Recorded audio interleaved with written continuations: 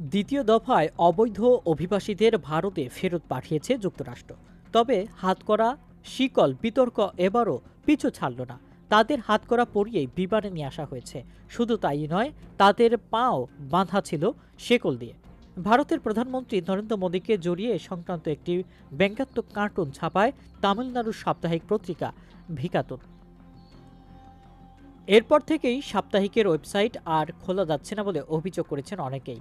এমন পরিস্থিতিতে মোদির তীব্র সমালোচনা করেছেন পাঞ্জাবের মুখ্যমন্ত্রী ভগবন্ত সিং মান।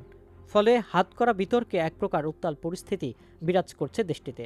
এদিকে ভারতের $21 মিলিয়ন অনুদান বাতিল করেছে যুক্তরাষ্ট্র।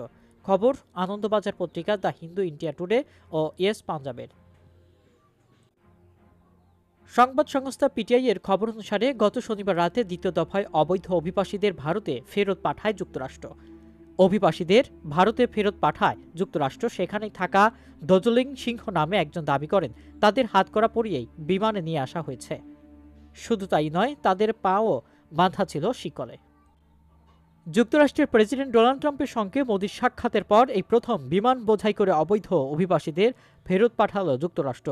এর আগে গত 5 ফেব্রুয়ারি ট্রাম্পের পাঠানো সামরিক বিমানে ভারতীয় অবৈধ অভিবাসীদের হাতকড়া পরিয়ে শিকলে বেঁধে নিয়ে আসা হয়েছিল।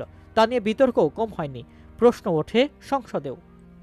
বিতর্কের আবহে দুদিনে যুক্তরাষ্ট্রে সফরে যান মোদি। ট্রাম্পের সঙ্গে বৈঠক করেন হোয়াইট হাউসে। দুই রাষ্ট্রনেতার বৈঠকের পর তৃতীয় দফার অবৈধবাসীদের কি অবস্থায় ফেরানো হয় সেদিকে কৌতূহলী নজর ছিল ভারতের। কিন্তু পরিস্থিতি একটুও বদলায়নি।